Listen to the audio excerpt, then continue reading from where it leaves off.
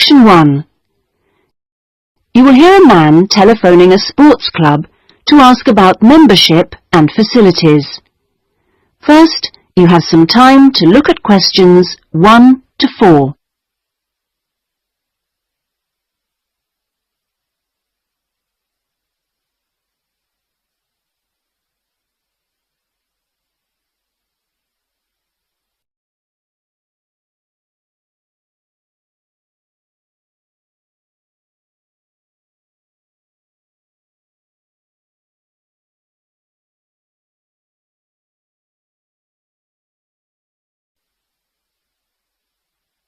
You will see that there is an example that has been done for you. On this occasion only, the conversation relating to this will be played first. Good morning. Sorry, it's gone 12. I'll start again. Good afternoon, Kingswell Sports Club. How can I help you? Oh, good afternoon. I was wondering if you could give me some information about membership and facilities. The name of the sports club is Kingswell, so Kingswell has been written in the space. Now we shall begin. You should answer the questions as you listen, because you will not hear the recording a second time. Listen carefully and answer questions 1 to 4. Good morning. Sorry, it's gone 12. I'll start again. Good afternoon, Kingswell Sports Club. How can I help you? Oh, good afternoon. I was wondering if you could give me some information about membership and facilities. Of course. What would you like to know? Do you have tennis courts, for example? No, I'm afraid we don't. We're primarily a golf club. What about football? I heard you had a team. No, I'm sorry. Perhaps you're thinking about Fresham Sports Centre. Oh, right. I know it. I've played badminton there. Have you? They've got a lot of facilities we don't have, and vice versa. We do have a Keep Fit studio, which is very popular with members, and then as well as that, there's swimming, of course. That's good. I like to swim every day. We have a range of classes, too. Do you have judo classes? I'm keen to learn. Well, at the moment, we offer kickboxing. We're planning to add judo and stretch classes soon. We're currently running a range of yoga classes, too. What about relaxing after exercise? I assume you have a restaurant or something? At the moment, we've got a salad bar, which is very popular. We'll also have a fully licensed restaurant by the end of the year. Sounds good. Before you hear the rest of the conversation, you have some time to look at questions 5 to 10.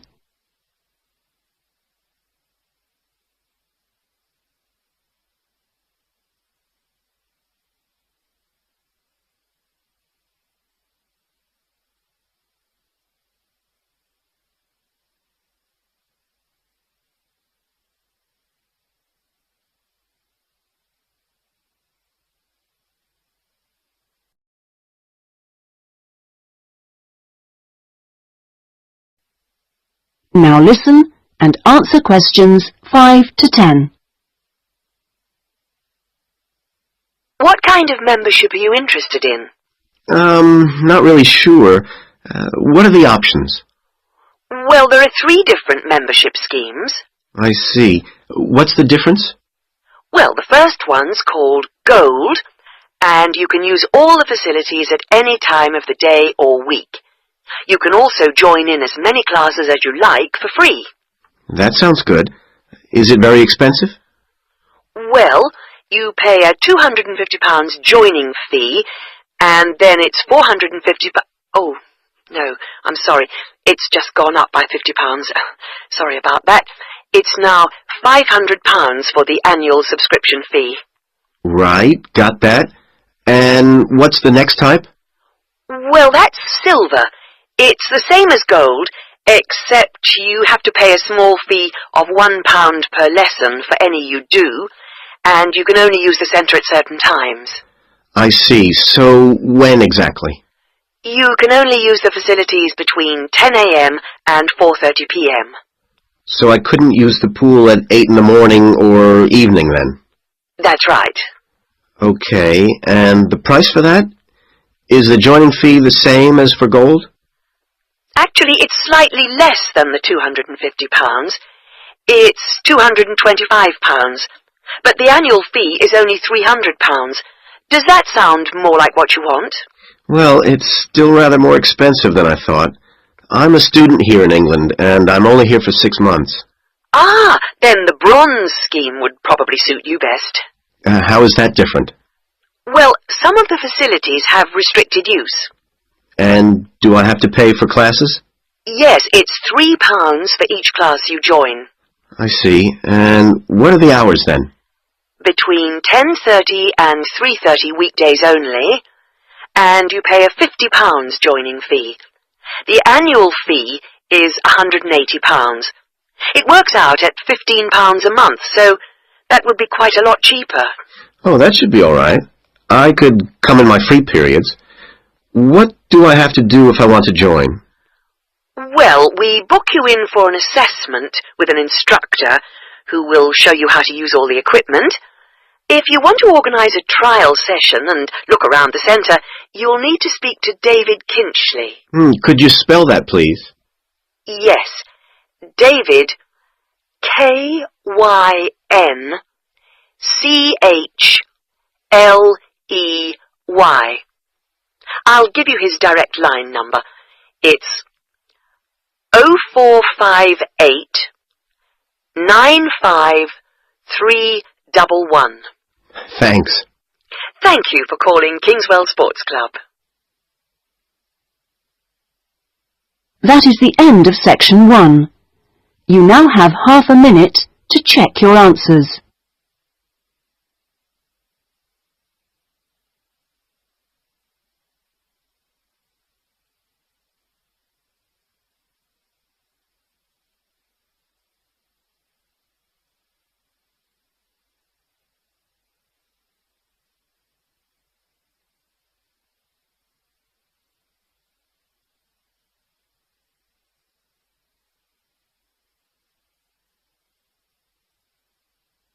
Now turn to section 2.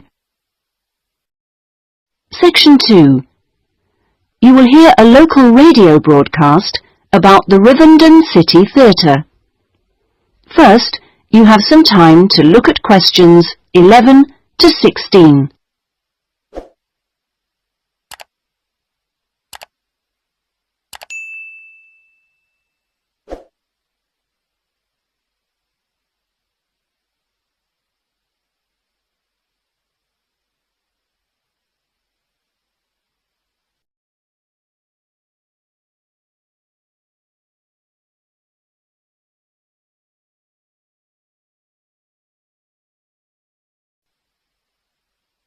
Now listen carefully and answer questions 11 to 16.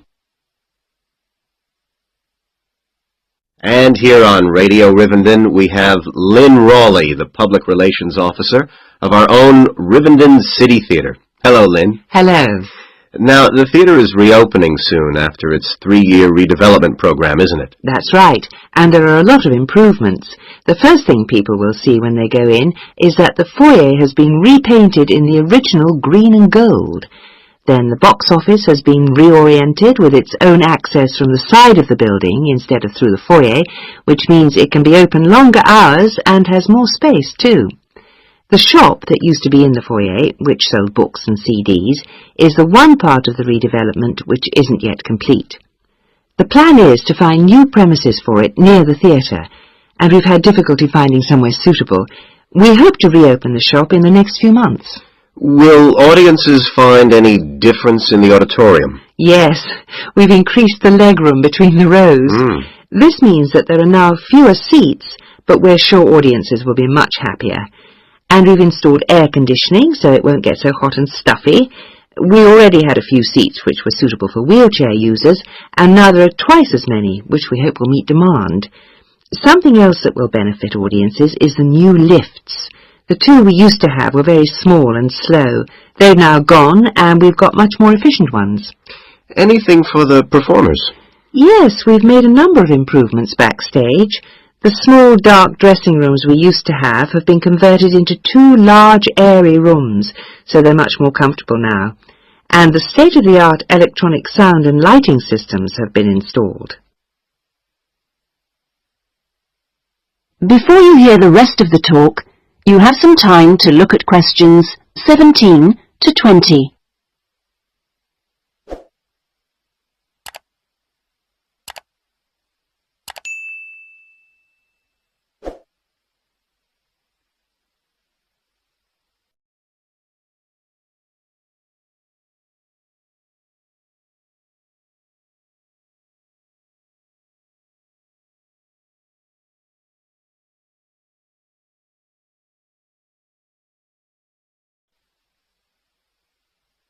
Now listen and answer questions 17 to 20. Okay, so what's the first play that audiences can see when the theatre reopens? We've got a very exciting production of Peter Shaffer's Royal Hunt of the Sun, which is currently touring the country. That starts on October the 13th and runs till the 19th.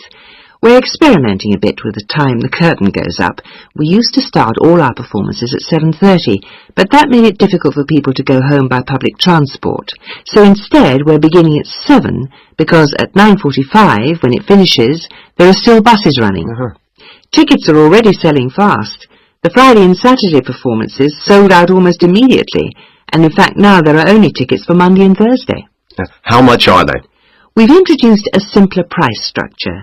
Ticket prices used to range from £6 to £30, but now they're all £18. They're available from the box office, in person, by phone, fax or post, or online. Okay, Lynn, now if you'd like to give the contact details for the theatre so that our listeners can get... That is the end of section 2. You now have half a minute to check your answers.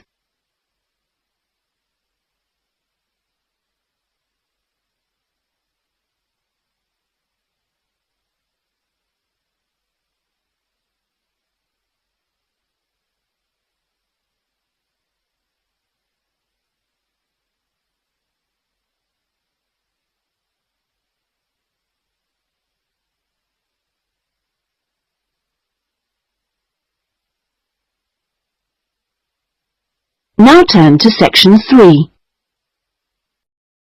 Section 3. You will hear a man inquiring about college courses. First, you have some time to look at questions 21 to 25.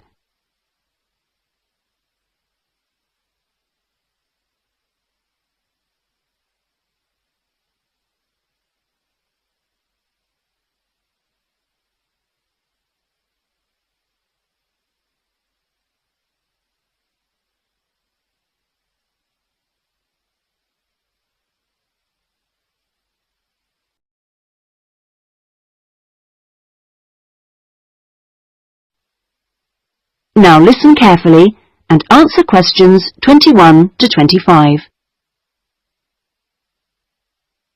Hi, can I help you? I was told to come here because I'd like to talk to someone about taking a management course. Right, I'm one of the tutors, so I should be able to help you. Oh, good. My name's Brian Ardley. I've decided to enrol on a part-time management course. A friend of mine took one last year and recommended it to me. Right. Is there anything I should do before the course, like reading or anything? We prefer to integrate reading with the course, so we don't give out a reading list in advance. But we like people to write a case study describing an organisation they know. I've already done that, as my friend told me you wanted one. But would it be possible to sit in on a teaching session to see what it's like? I haven't been a student for quite a while. Fine. Just let me know which date and I'll arrange it with the tutor.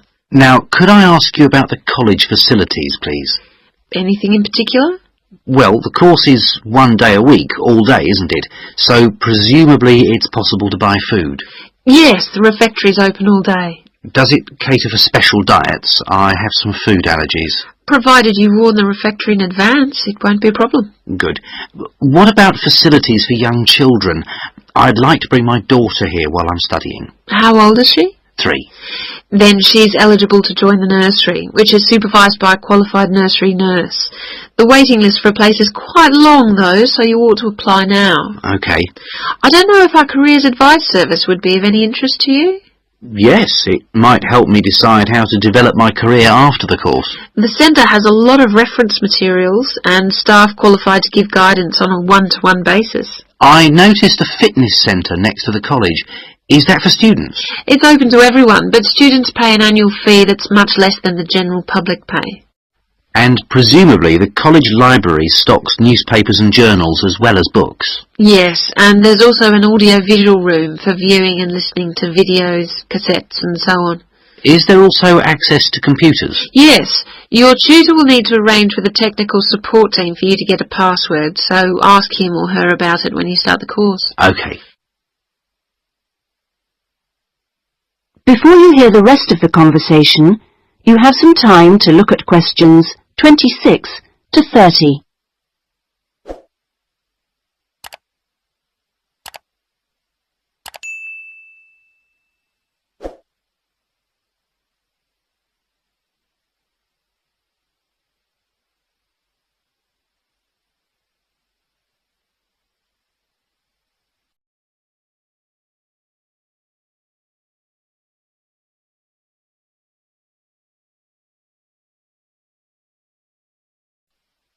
Now listen and answer questions 26 to 30. By the way, do you know about our business centre? No, what's that? It's a training resource, a collection of materials for people to study on their own or use in their own organisations. You mean books and videos? Yes, and manuals for self-study, plus a lot of computer-based materials so people can work through them at their own speed and repeat anything they aren't sure about. And you can hire laptops to use in your own home or workplace, as well as printers that you can take away. Does it have anything that I could use to improve my study skills?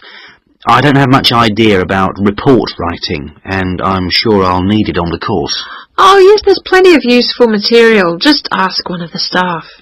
Does the centre cover all the main areas of business? Yes, topics like finance and of course marketing, that's a popular one.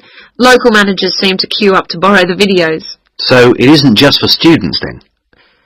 No, it's for members only, but anyone can join. How much does it cost? £100 a year for a company and £50 for an individual, with no discount for students, I'm afraid. Well, that's very helpful. Well, I think that's all. I'd better go home and fill in the enrolment form. Thanks for all your help. You're welcome. Goodbye. Goodbye. That is the end of section 3. You now have half a minute to check your answers.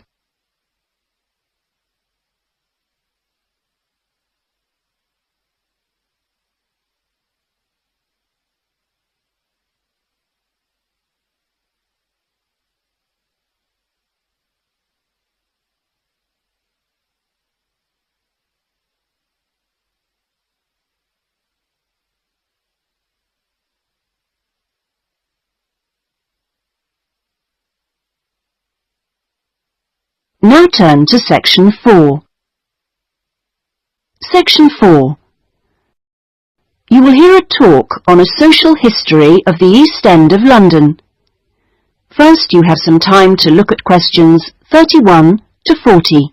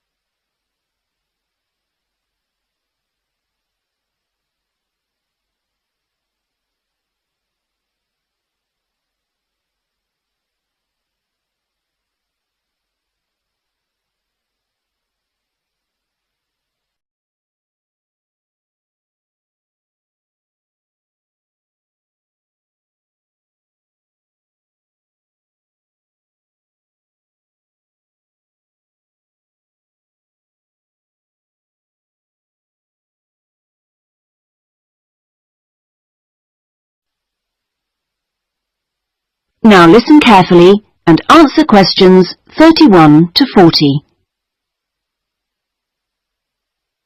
In the last few weeks we've been looking at various aspects of the social history of London, and this morning we're continuing with a look at life in the area called the East End. I'll start with a brief history of the district and then focus on life in the first half of the 20th century. Back in the 1st to the 4th centuries AD, when the Romans controlled England, London grew into a town of 45,000 people, and what's now the East End, the area by the River Thames and along the road heading north-east from London to the coast, consisted of farmland with crops and livestock, which helped to feed that population. The Romans left in 410, at the beginning of the 5th century, and from then onwards, the country suffered a series of invasions by tribes from present-day Germany and Denmark, the Angles, Saxons and Jutes, many of whom settled in the East End. The technology they introduced meant that metal and leather goods were produced there for the first time, and as the East End was by the river, ships could transport goods between there and foreign markets. In the 11th century, in 1066 to be precise, the Normans conquered England, and during the next few centuries London became one of the most powerful and prosperous cities in Europe.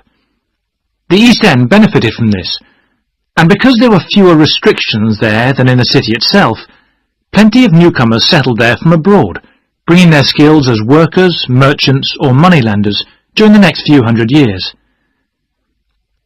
In the 16th century, the first dock was dug, where ships were constructed, eventually making the East End the focus of massive international trade. And in the late 16th century, when much of the rest of England was suffering economically, a lot of agricultural workers came to the East End to look for alternative work. In the 17th century, the East End was still a series of separate, semi-rural settlements. There was a shortage of accommodation, so marshland was drained and built on to house the large numbers of people now living there. By the 19th century, London was the busiest port in the world, and this became the main source of employment in the East End. Those who could afford to live in more pleasant surroundings moved out, and the area became one where the vast majority of people lived in extreme poverty and suffered from appalling sanitary conditions.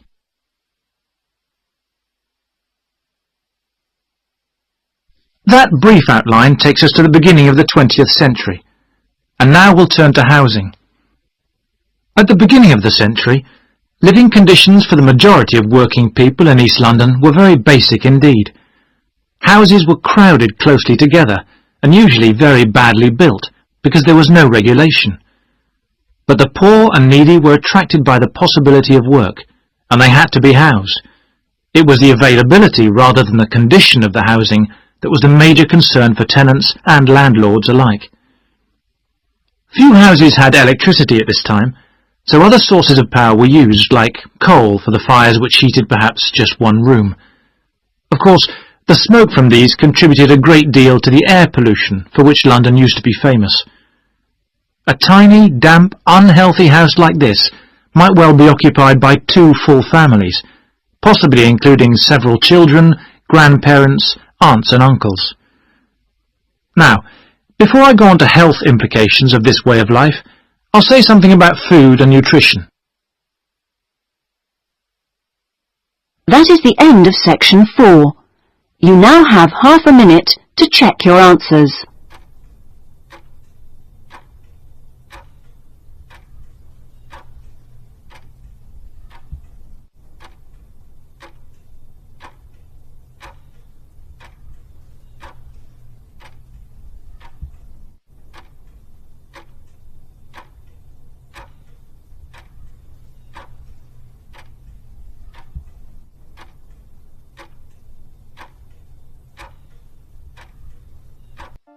That is the end of the listening test. In the IELTS